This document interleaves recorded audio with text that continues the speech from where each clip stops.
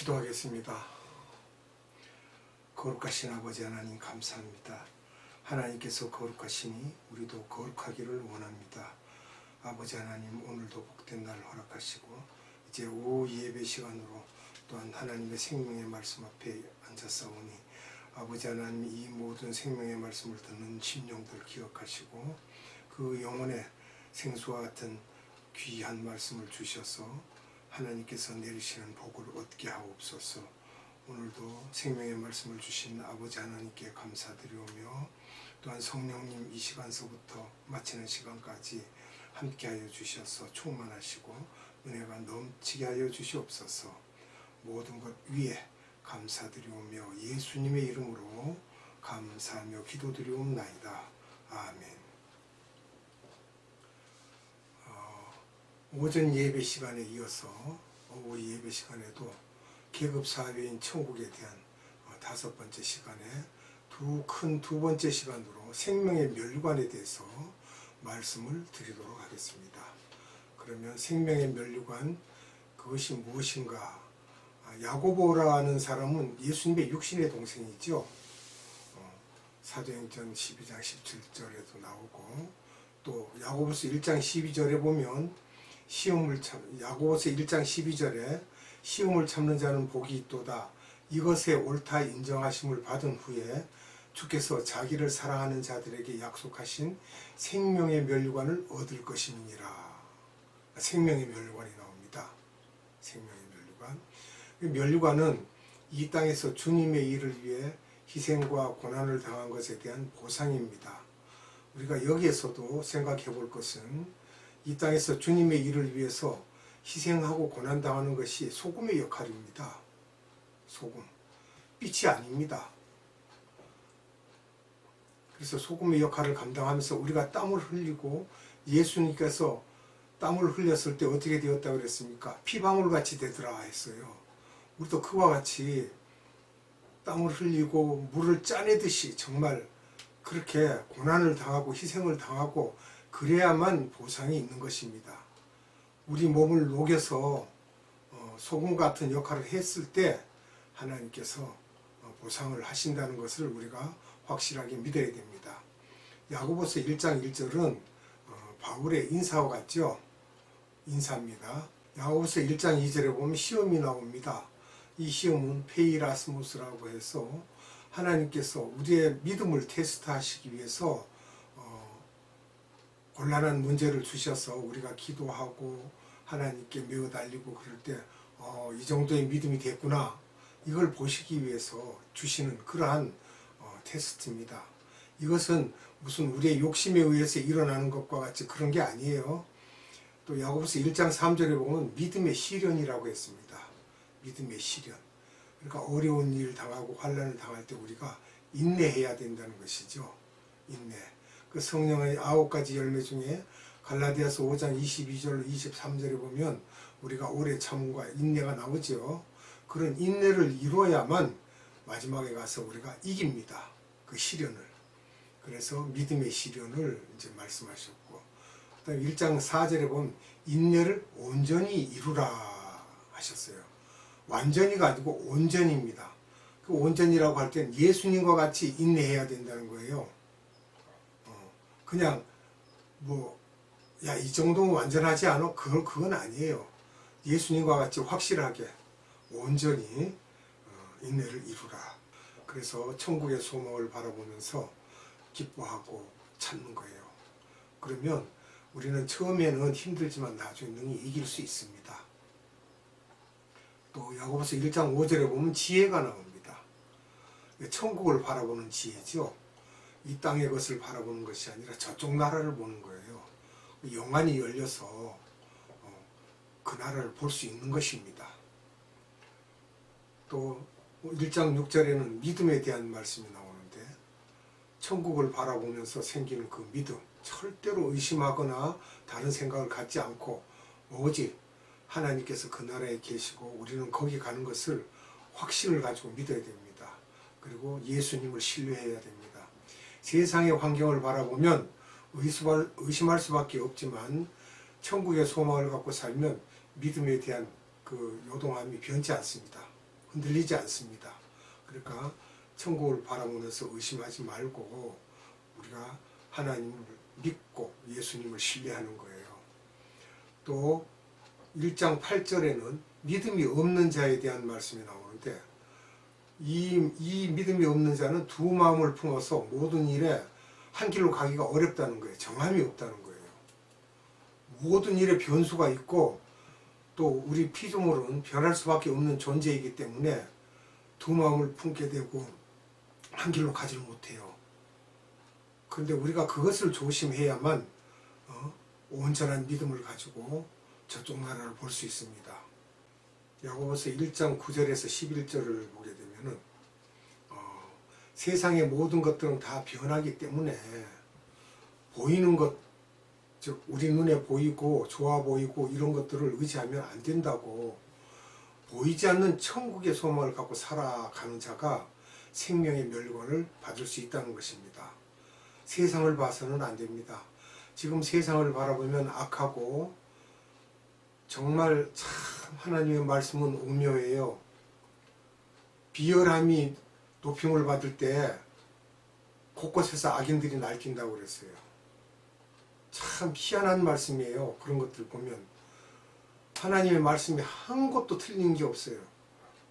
아주 비열한 자가 나라를 쥐어 흔들고 있으니까 갖은 잔챙이들이 날뛰고 온 나라를 그냥 미꾸라지가 흙탕물을 일으키듯이 그렇게 하고 이렇게 세상에 가고 있습니다. 설명할 수가 없을 정도로. 그러니까 사람들이 그걸 보고 어떻게 할 수가 없어요. 또 야고보서 1장 12절에 보면 철저히 눈에 보이는 것에 의지하는 것을 내려놓는 자가 되어야 옳다고 인정함을 받는 거예요. 그리고 난 다음에야 우리가 저쪽 나라에서 상이 있는데 면류관을 받을 수 있다는 것입니다. 그러면 또 영원한 면류관에 대해서 말씀을 나누겠습니다. 고린도전서 9장 25절로 27절입니다. 이기기를 다투는 자마다 모든 일에 절제하나니 저희는 썩을 면류관을 얻고자 하되 우리는 썩지 아니할 것을 얻고자 하노라. 그러므로 내가 다름질하기를 향방 없는 것 같이 아니하여 내가 내 몸을 쳐 복종하게 함은 내가 남에게 전파한 후에 자기가 도리어 버림이 될까 두려워함이로라. 아멘.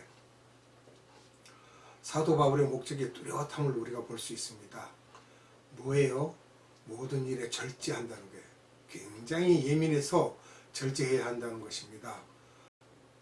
우리가 지금 이 말씀 읽은 것 중에 25절을 보면 이기기를 다투는 자마다 모든 일에 절제하나니, 그래서 이기기를 다투는 자마다, 이게 뭐예요? 어려움을 이기고 그것을 극복하는 일을 하고 나야만 우리가 절제도 할 수 있는 힘이 생긴다는 거예요. 사도 바울의 목적이 뚜렷함을 볼 수 있는 것은 이 절제에 대한 것을 굉장히 예민해서 조금이라도 실수하면 안 된다라는 것을 새기고 있습니다. 마음에. 그래서 고린도전서 9장 3절에 보면 힐문이라는 단어가 나옵니다. 힐문. 발명이라는 말도 나오고, 그 힐문은 뭐냐 그러면 불평하는 자, 입에 불평이 나오는 것. 또 발명은 다른 말로 변명할 수도 있고 할 말이 또 붙어 있다는 거예요. 이렇게 해서는 안 된다는 거죠. 그리고 고린도전서 9장 12절을 봅니다. 다른 이들도 너희에게 이런 권을 가졌거든 하물며 우리일까 보냐. 그러나 우리가 이 권을 쓰지 아니하고 범사에 참는 것은 그리스도의 복음에 아무 장애가 없게 하려 함이로라. 아멘. 복음에 장애가 없게 한다. 말씀을 전할 때 그 말씀을 받은 자들이 저 사도 바울은 돈도 잘 쓰네. 저거 우리 헌금으로 쓰는 거 아니야? 말하자면 그렇게 해서 연약한 자들이 넘어질까봐 자기의 권한으로 얼마든지 헌금을 쓸 수가 있지만 그런 일 때문에 안 쓴다는 거예요. 장애가 생길까봐. 그래서 고린도전서 9장 15절에 말씀하시기를 그러나 내가 이것을 하나도 쓰지 아니하였고 또 이 말을 쓰는 것은 내게 이같이 하여 달라는 것이 아니라 내가 차라리 죽을지언정 누구든지 내 자랑하는 것을 헛된 대로 돌리지 못하게 하리라. 아멘. 자기가 고생이 되고 힘들고 어렵고 고달퍼도 죽을지언정, 내가 차라리 죽을지언정 내가 그 돈은 안 쓴다. 성도들이 헌금한 거 내가 함부로 안 쓴다. 왜냐? 안 쓰는 이유가 자기가 복음을 전하기 위해서 이렇게 고생한 것을 말할 때 그 자기 자랑하는 것을 딴 사람들이 그렇게 돈을 풍덩풍덩 쓰고 다니니까 그랬겠지 이럴까봐 헛된 대로 돌리지 못하게 하려고 절대로 죽을지언정 내가 그 돈 안 썼다는 거예요. 헌금을 함부로. 그리고 그 죽을지언정이란 말은 주님을 위해 참고 있음을 잘 드러내고 있습니다. 예수님은 골고다 언덕으로 올라가면서 십자가를 메고 가시기도 하셨고 십자가에 달려서 돌아가셨는데 내가 이거 못 참으면 되겠나. 또 내 자랑하는 것이란 말이 나오는데 내가 희생하면서 너희에게 복음을 전해 너희들이 하늘의 비밀을 깨닫고 하늘의 백성이 되었는데 내가 이 정도를 못 참고 못 견딘다 그러면 말이 안 되는 거 아닌가 이 말이에요. 그리고 고린도전서 9장 16절에는 부득불할 일임이라고 했어요. 부득불이 뭐예요?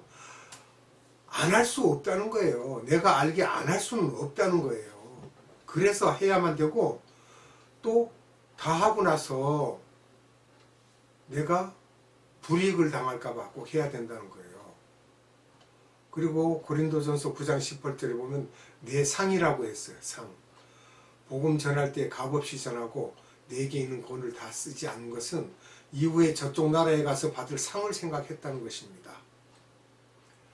또 고린도전서 9장 19절에 더 많은 사람을 얻고자 했다고 했죠. 그러니까 이거는 복음을 전하여 더 많은 사람을 하나님의 백성을 얻고자 했다는 거예요. 바울은 사람을 얻고자 무슨 일이라도 색깔을 달리하면서까지 복음을 전하고 사람을 얻고자 했다는 것입니다. 말하자면 카멜레온처럼 색깔을 피전도자에게 맞춰서 복음을 전하라는 이야기죠. 우리도 저 사람에겐 저 사람같이 색깔을 맞추고 이 사람에겐 이 사람같이 색깔을 맞춰서 복음을 전해야 된다는 거예요. 좀 헐벗고 굶주린 자 앞에 가서 신사복을 입고 넥타이 메고 가서 예수 믿으시오. 그러면 이렇게 나처럼 잘 살 수 있습니다. 그러면 될까요? 안 될 거예요. 같은 그런 허름한 옷을 입고 참 고생이 많습니다. 나도 많은 고생을 겪었는데 마음이 평화가 없어서 이 복음을 받아들이고 내가 참 마음의 평화를 얻었습니다. 그 뭐라고 그럴까요? 동질감을 가지고 대들어야 됩니다. 전도할 때도. 무조건 예수 믿으세요. 물론 그 말은 좋아요. 그러나 상대편의 입장을 생각하고 우리가 복음을 전해야 됩니다. 상처받지 않게 그 상대를 위로하면서. 이제 네 번째로는 영광의 면류관이 있습니다. 영광의 면류관. 베드로전서 5장 1절로 4절 말씀 봅니다. 너희 중 장로들에게 권하노니 나는 함께 장로된 자요 고난의 증인이요 나타날 영광에 참여할 자로라. 너희 중에 있는 하나님의 양무리를 치되 부득이함으로 하지 말고 오직 하나님의 뜻을 좇아 자원함으로 하며 더러운 일을 위하여 하지 말고 오직 즐거운 뜻으로 하며 맡기운 자들에게 주장하는 자세를 하지 말고 오직 양무리의 본이 되라. 그리하면 목자장이 나타나실 때에 시들지 아니하는 영광의 면류관을 얻으리라. 아멘. 자, 여기에 고난의 증인이죠. 지도자, 이 고난의 증인은 무슨 말을 하냐 그러면 지도자 그러면 고난을 받을 수밖에 없습니다. 아무 고난 없이 지도자가 된다? 복음을 전한다? 거짓말이에요. 나는 뭐 가서 말만 하면 믿대. 그 거짓말이에요. 아무리 하나님께서 택하신 백성이라도 여러 차례 만나고 대화를 나누고 그 사람의 마음을 살피고 이해해주고 힘든 것이 있으면 같이 안아주고 이렇게 해야 됩니다. 그 고난을 같이 겪고 그걸 이기고 나가야 돼요. 그래야만 지도자가 되고 또 고난의 증인이 될 수 있습니다. 경험 없는 자가 어디 가서 입으로 말한다고 될 것 같아요? 몸에 경험이 쌓여야 됩니다. 잠깐 지나가는 말이지만 제가 선교지에 갔을 때요, 많은 사람들이 선교지에 가서 자기가 선교지 갔다 왔다고 자랑들을 많이 합니다. 근데 여러 가지 자랑들을 이렇게 할 때 들어보면 하나도 자기를 낮췄다는 사람은 없어요. 정말 죽도록 고생해도 그것은 왜 해야 됩니까? 예수님은 우리를 위해서 죽으셨어요.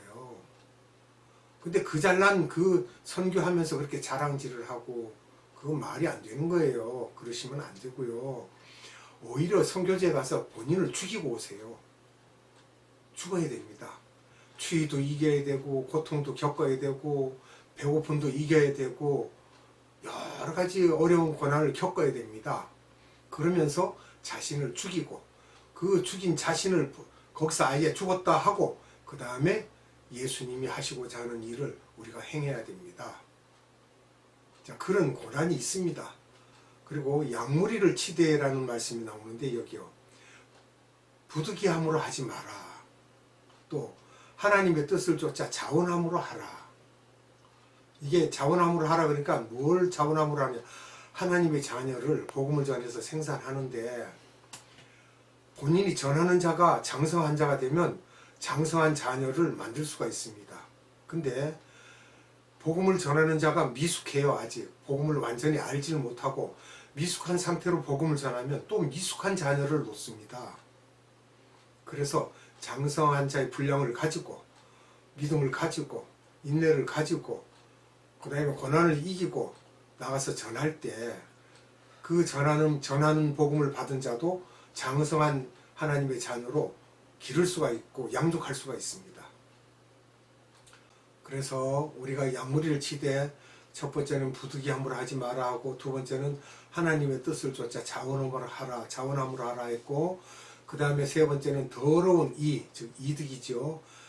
내가 인정받고 칭찬받고 명예 얻고 자신의 욕심이 들어가면 안 됩니다. 그런 것을 위해서 하지 말라는 거예요. 내가 죽고 나를 버리고 나를 내려놓고 나는 없고 예수님만 살아서 역사하는 그런 복음을 전해야 된다는 것입니다.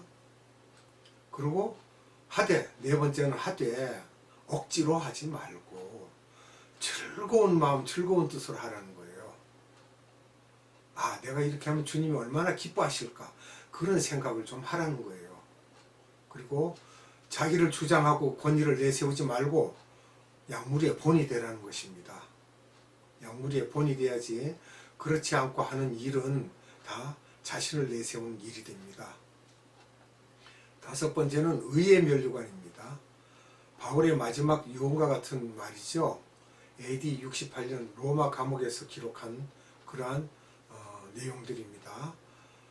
누가와 두기고가 끝까지 함께 했지만은 거기에서 디모데후서를 전해줍니다. 디모데후서 4장 1절에서 8절을 보겠습니다. 하나님 앞과 산자와 죽은 자를 심판하실 그리스도 예수 앞에서 그의 나타나실 것과 그의 나라를 두어 엄히 명하노니 너는 말씀을 전파하라. 때를 얻든지 못 얻든지 항상 힘쓰라. 범사의 오래 참음과 가르침으로 경책하며 경계하며 권하라. 때가 이르리니 사람이 바른 교훈을 받지 아니하며 귀가 가려워서 자기의 사욕을 좇을 스승을 많이 두고 또 그 귀를 진리에서 돌이켜 허탄한 이야기를 좇으리라. 그러나 너는 모든 일에 근실하여 고난을 받으며 전도인의 일을 하며 내 직무를 다하라. 관제와 같이 벌써 내가 부음이 되고 나의 떠날 기약이 가까웠도다. 내가 선한 싸움을 싸우고 나의 달려갈 길을 마치고 믿음을 지켰으니 이제 후로는 나를 위하여 의의 면류관이 예비되었으므로 주 곧 의로우신 재판장이 그날에 내게 주실 것이니 내게만 아니라 주의 나타나심을 사모하는 모든 자에게니라. 아멘. 요즘 마라나타라고 많은 말씀들을 하고 있죠. 마라나타. 주 예수여 어서 오시옵소서. 예수님을 기다리는 분들의 그 안타까운 마음들이죠. 그럴 때 그들이 상 받을 자들이니까 그렇게 사모하고 기다리고 있는 것입니다. 그 말이 쉬울 것 같아도요, 예수님을 사모하지 않으면 그런 말이 잘 나오질 않습니다. 그리고 여기서 보니까 믿음을 지켰으니 했죠. 그 믿음을 지켰다는 건 뭐예요? 저쪽 나라 바라보는 거예요. 천국을 바라보고 그 나라를 바라보는 눈이 열려 있기 때문에 끝까지 믿음을 지키는 거예요. 인내하고 절제하고 참고, 카멜레온과 같은 사람들을 상대하면 이 사람은 이 사람의 색깔을, 저 사람은 저 사람의 색깔을 맞춰서 우리가 그렇게 전도를 하고 복음을 전해야 되고, 다른 나라에 가서도 복음을 그렇게 전해야 됩니다. 또 주의 나타나심을 사모하는 모든 자라는 말을 했죠. 주의 나타나심을 사모하는 모든 자에게니라 했는데, 이것은 예수님의 재림을 기다리는 자들입니다. 마음속으로 너무너무 사모해서 날마다 기도할 때마다 그 나라와 그 일을 구하고 많은 일꾼들을 보내달라고 하고 예수님 속히 오시기를 기다립니다라고 기도하시죠. 그게 다 예수님을 사모해서 그러는 거죠. 디모데후서 4장 9절에서 18절에 보면은 달마디아라는 지역이 나옵니다. 이 달마디아는 지금 현재 유고슬라비아입니다. 디도가 거기에 사람이죠. 또 사도 바울이 심히 싫어하는 사람의 대표가 또 있습니다. 그 사람도 이쪽 사람인데 구리장색 알레산더가 나오죠. 디모데후서 4장 14절로 15절에 나오는데, 이 사람이 아마 바울 사도를 되게 괴롭혔나 봐요. 그러니까 나중에 이 이야기를 꼭 하시죠. 디모데후서 1장 15절을 봅니다. 아시아에 있는 모든 사람이 나를 버린 이 일을 너가 아나니 그 중에 부겔로와 호모게네가 있느니라, 이렇게 이야기하고 있습니다. 아시아의 7교회, 거기에서 해필이면 이 사람들은 참 좋은 이름이 올려져 있는 게 아니라 바울 사도가 싫어하는 대표적인 인물들입니다. 부겔로와 호모게네가. 또 바울 사도가 좋아한 사람이 또 하나 있죠. 오네시보로. 그래서 바울이 오네시보로를 참 좋아하게 또 생각하고 기도까지 해주고 이러죠. 6번째는 금멸류관에 대한 말씀이 나옵니다. 금멸류관은 계시록 4장 4절을 봅니다. 또 보좌에 둘려 24 보좌들이 있고 그 보좌들 위에 24 장로들이 흰옷을 입고 머리에 금멸류관을 쓰고 앉았더라. 아멘. 머리에 금멸관을 쓰고 앉았더라. 24 장로들이 금멸관을 쓰고 있습니다. 지금. 그런데 이 땅에서 예수 그리스도를 믿고 저쪽 나라에 갔을 때 금멸관 받을 자도 있다라는 것을 우리가 확신하고 있는 거예요. 계시록 14장 14절을 봅니다. 또 내가 보니 흰 구름이 있고 구름 위에 사람의 아들과 같은 이가 앉았는데 그 머리에는 금멸류관이 있고 그 손에는 이한낫을 가졌더라. 아멘. 자, 마지막 추수 때에 그 이한낫을 휘둘리면 곡식이 걷어지겠죠? 그런데 그 곡식을 거둘 사람이 가진 것이 무엇이라고요? 이한낫을 가지고 머리에는 금멸류관을 쓰고 있다는 것입니다. 그 다음은 7번째로 12별의 면류관이 있습니다. 계시록 12장 1절을 봅니다. 하늘에 큰 이적이 보이니 해를 입은 한 여자가 있는데 그 발 아래는 달이 있고 그 머리에는 12별의 면류관을 썼더라. 아멘. 면류관의 상은 고정된 것이 아니라 빼앗길 경우도 있다는 것입니다. 그래서 우리가 내가 받을 상을 잘 지켜야 됩니다. 안 그러면 빼앗깁니다. 이거는 제가 이야기하는 게 아니에요. 계시록 3장 11절을 봅니다. 내가 속히 이 말이니 너가 가진 것을 굳게 잡아 아무나 네 면류관을 빼앗지 못하게 하라. 아멘. 빼앗는 자가 있다는 거예요. 나보다 하나님께 더 충성한 자가 있으면 그 사람에게 면류관을 씌워주고 내 것은 벗길 수가 있다는 것입니다. 빼앗길 수가 있고. 빌라델비아 교회를 보면 거기서 말씀하시기를 적은 능력을 가지고도 내 말을 지키며 내 이름을 배반치 아니하였도다. 근데 여기에서 면류관을 빼앗기지 않게 하라는 것이죠. 계시록 2장 10절의 말씀을 봅니다. 이것은 서모나 교회에 대한 말씀인데 너가 장차 받을 고난을 두려워 말라. 볼지어다 마귀가 장차 너희 가운데서 몇 사람을 옥에 던져 시험을 받게 하리니 너희가 10일 동안 환난을 받으리라. 너가 죽도록 충성하라. 그리하면 내가 생명의 면류관을 네게 주리라. 아멘.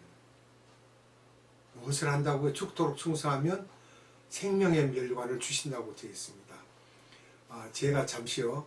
제가 신앙생활 할 때 서울에 저기 아천리라는 데가 있는데 아천리 교회에서 잠언서 성경을 쓰기 대회를 하게 됐어요. 기한을 정해놓고.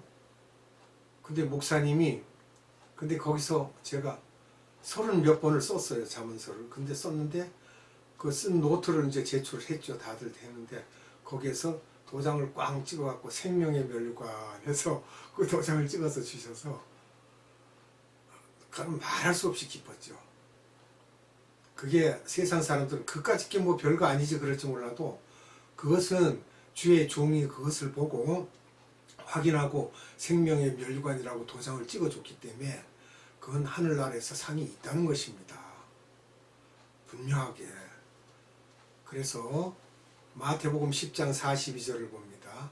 또 누구든지 제자의 이름으로 이 소자 중 하나에게 냉수 한 그릇이라도 주는 자는 내가 진실로 너희에게 이르노니 그 사람이 결단코 상을 잃지 아니하리라 하시니라. 아멘. 여기서 결단코 상을 잃지 아니하리라. 그럼 잃을 수도 있다는 말씀이잖아요. 뒤집으면. 그러니까 결단코 상을 잃지 아니하리라는 거는 이거는 이제 안 잃는데 그러나 잃을 수도 있다는 말씀을 우리가 생각해야 된다는 것입니다. 그리고 상 받지 못하는 경우도 있습니다.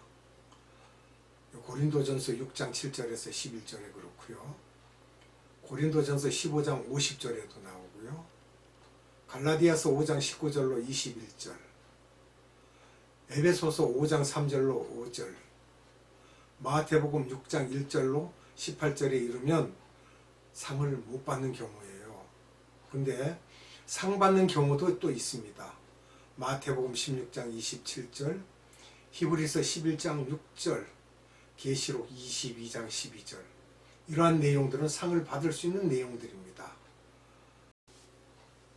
오늘 계급사회인 천국에 대해서 오늘까지 말씀을 5차례로 전했습니다. 다음에는 다른 내용으로 여러분들을 또 만나볼 수 있도록 하겠습니다. 기도하겠습니다. 은혜가 풍성하신 아버지 하나님 감사합니다.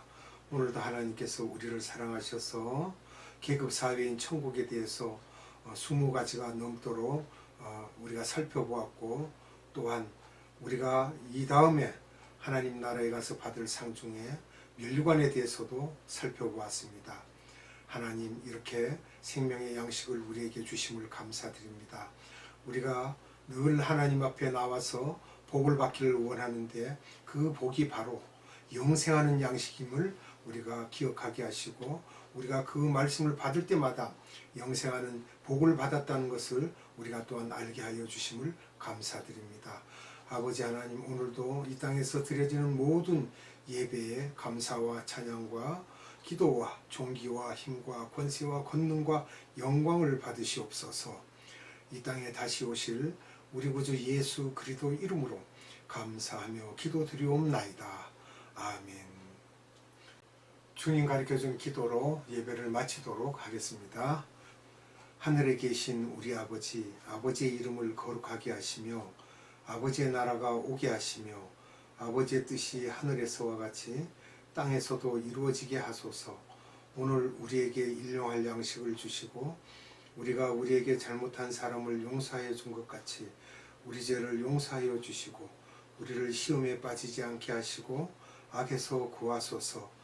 나라와 권능과 영광이 영원히 아버지의 것입니다. 아멘.